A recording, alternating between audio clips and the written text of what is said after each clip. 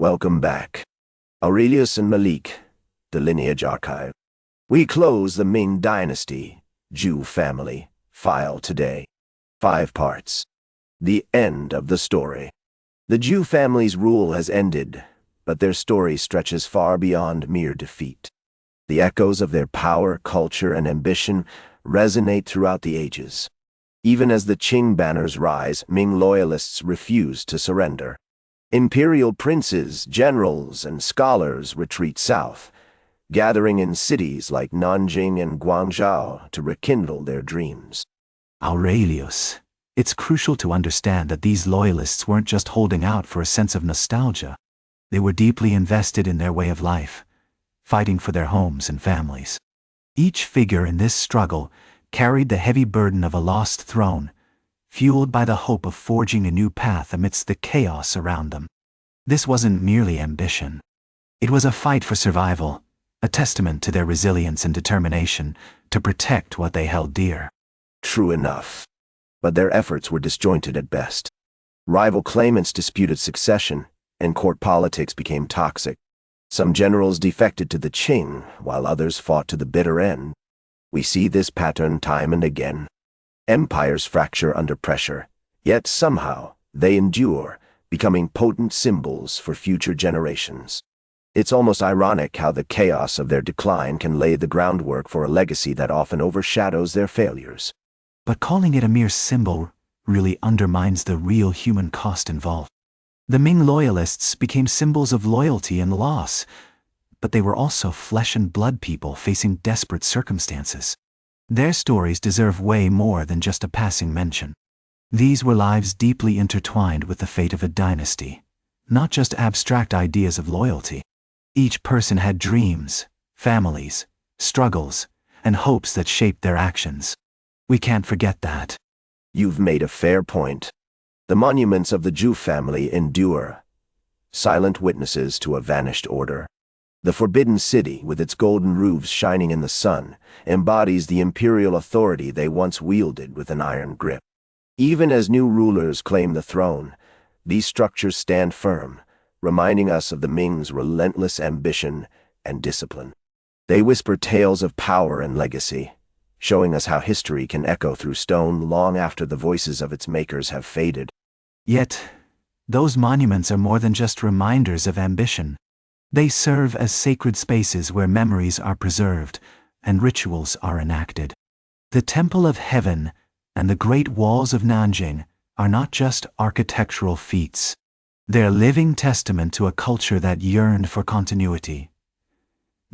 In that way, the Ming legacy is both resilient and poignant. That resilience is quite notable, especially when we consider the vast cultural legacy left behind. The Ming Dynasty is often hailed as a golden age for many reasons. Take Jingdezhen porcelain and Suzhou's exquisite silks. They weren't just beautiful, they became highly coveted commodities. These items reached markets as far away as Istanbul and Lisbon, transforming not only commerce but also art. They shaped how people viewed Chinese culture, weaving a rich tapestry of influence that still resonates today. But let's not forget that this golden age came with complexities. The art and literature from that time reflect not only beauty, but also a society grappling with its own contradictions. Works like A Journey to the West and the Yongle show us a culture at its zenith, yet also wrestling with issues of power and responsibility. It's a nuanced legacy. That nuance is part of what makes the Ming story so compelling. They weren't an isolated entity.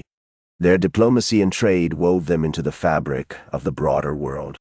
Jesuit missionaries, captivated by the elegance of the court, returned to Europe with tales that painted a vivid picture of Ming civilization. As these stories spread, the dynasty's reputation grew, becoming a legend that transcended its own borders and resonated through history, influencing perceptions far and wide. Exactly. But we also see how the longing for the Ming became a powerful tool for identity in the aftermath of their fall. Some people fled to Taiwan, seeking safety and a new start. Others retreated into remote villages, where they kept their ancestry alive through whispered stories around the fire. This continuity speaks volumes about their resilience in the face of loss. They became symbols of legitimacy and resistance, reminding us that history lives on in the hearts of everyday people. That cultural continuity is significant. Secret brotherhoods and loyalists held a deep reverence for the Ming tombs, performing ancestral rites to ensure the dynasty's ideals endured through the ages. Philosophers and artists weren't just pondering the past. They were wrestling with the weight of the legacy left behind.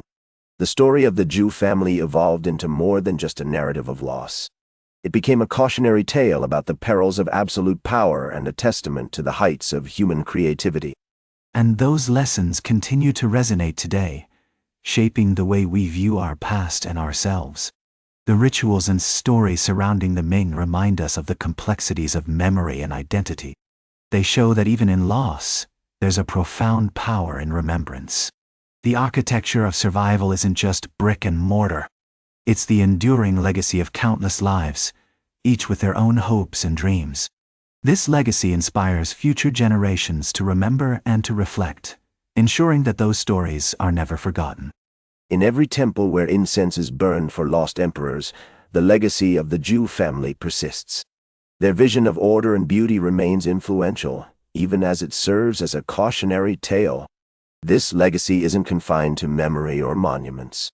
It's alive in the rituals and identity of those who remember. The Ming may have fallen, but their mark is indelible. And that closes the Ming Dynasty, Zhu family, file. 5 parts. 1 complete story. The full series lives on the Lineage archive, part of the archive network. There's no shortage of files. Browse. What pulls at you next?